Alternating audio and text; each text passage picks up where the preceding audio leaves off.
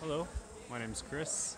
I am a digital nomad, currently at Kiram University. Sorry, we're doing construction down here. It's a university in this national park in Cambodia called Kiram, Kirim. A lot of R's, a lot of I's.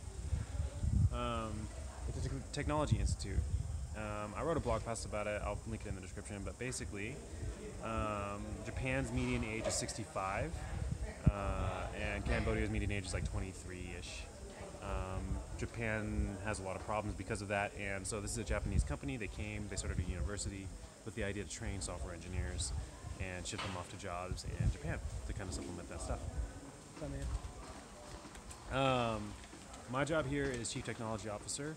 A lot of the idea is that as they are educated, they do projects, practical projects. They make real things that can hopefully be sold in the real world and blah blah. But a big problem in Southeast Asia, I guess in the world really, is knowing what to make. You know, everyone wants to be a tech startup. Everyone's got coders, blah blah ideas, but knowing how to make something that generates revenue is actually more difficult. You got to read the market. I've been looking into a lot of. There's a title called futurologist. I guess that's what you would call me, but I don't. I call myself the chief technology officer. Anyway, so in here, what's going on is well, you can't really see, but Kevin is a French engineer that we just recruited to work here. He's teaching them software engineering, and we're starting that today. One of the biggest problems was that they were learning a lot of different stuff, kind of jack of all trades, but not really expertise in everything because there was no true software engineer here to teach them software engineering. Because it's kind of a hard sell to leave everything, come live in hot mosquito-infested Cambodia up in the middle of a mountain with 300 people and nothing to do. So getting a software engineer who's used to making 300 a day in Europe is hard to do. But luckily we found someone. His name's Kevin. And he is a French guy, moved to Cambodia. He's been here since 2010. Took a first crazy 18-year-old trip here, and it was great. So he decided he wanted to come back, and he's been here back and forth ever since between France and here. He's got 2 Khmer kids, and yeah, just loves it. Knows a little bit of the language. So it seems like a perfect match, and it's really cool.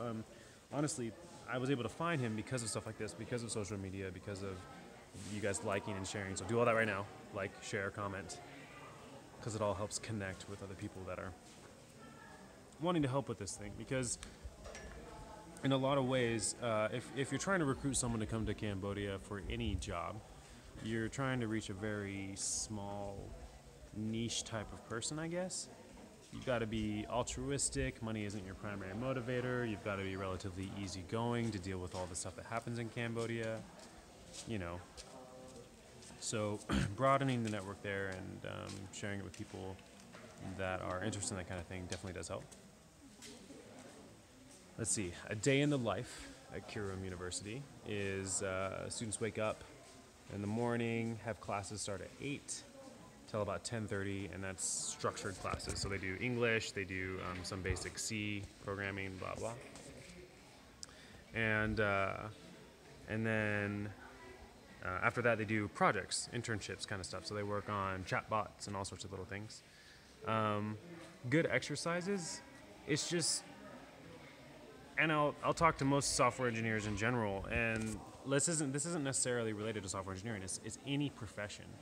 If you're trying to self-teach, I'll use cooking as an example, but think software engineering. If you're trying to self-teach cooking, you're going to be all right, but you're going to require a lot of experimentation. But you already have a good base of knowledge about, like, oh, this tastes good or doesn't. But having someone to train you definitely helps. It speeds it up. It's someone that tells you, oh, you should use this salt here on this piece of meat because it and you start to learn the foundations of why things are working. So instead of just being a recipe cook and being able to go through and just cook a bunch of things and follow directions, you become a chef and appreciate the art of it and know how to make anything just given the supplies at hand, which is essentially what we're trying to create here at Kirim. So before, because we've been self-teaching out here and there's a lot of online courses and whatnot, we've been training out a bunch of cooks, which is good. people that are able to follow recipes and generally put together a piece of technology, but we want chefs. We want people that can solve problems and be highly valuable in the workplace. This is especially important in today's economy because Cambodia has a really hard time competing with both Thailand and Vietnam in exports because they have physical railways and shipping yards that are and airports and stuff like that that are able to transport goods and goods at cheaper rates than we can in Cambodia. So the trick is, if you want to help Cambodia, how do you increase its ability to export something that isn't necessarily physical in nature? And IT is a great example of that. India and Singapore has done a great job of that. For a long time, India was the place you went to for customer service, technical customer service, and for better or for worse, that's what everyone did for a while. And for better or for worse, and now we have different ways, but it really helped India leap into the technological game as their main export, and they're doing great now. Very talented engineers, and it's really helped the country out. Cambodia can be the same way. These kids are awesome. I've never seen such hungry kids. Hungry is probably the wrong word.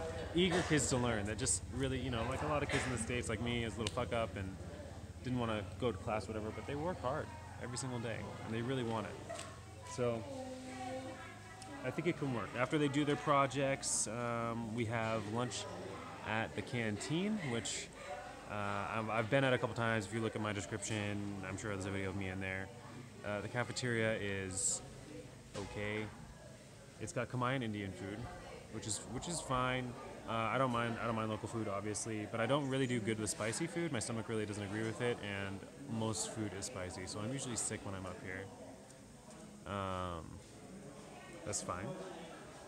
There's not much up here, so it takes 45 minutes to get up this mountain, and then maybe 2.5 hours to get from Phnom Penh, which is a major city close to here. So it's just us, the students, and the staff, some construction workers, and which is fine. I really like that aspect, actually. There's nothing to do, so I actually get a lot done. There's at night I just go back to my place and I work, and wake up and I work, and I'm usually pretty productive when I'm here.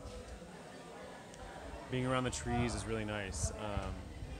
Which you can't really see right here, but there's pine trees everywhere, which is hard to find in Cambodia. It's cool, like temperature-wise, so you can see like I'm wearing a sweater. It's still really hot, but it can get cold, which is nice. It's a national park. I don't know, there's something cool about working in a national park.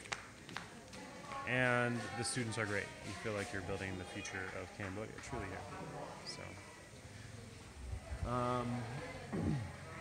It'll be cool to keep you guys updated on this. If you have any comments about videos you're looking for, leave them down below.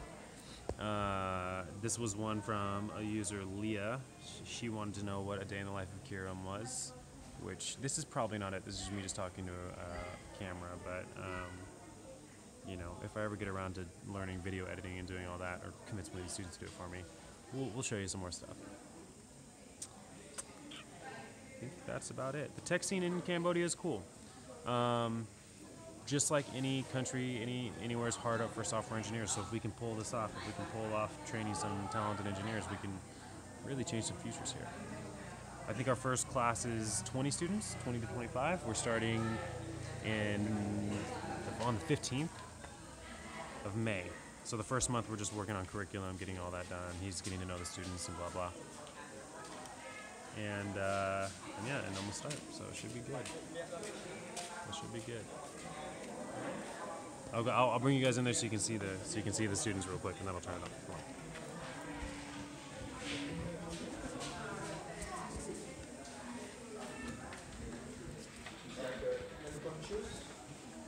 But then you just should experiment and really find out what your true passion is.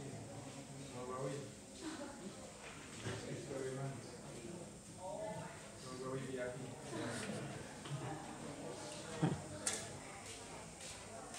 Anyway, this should be good.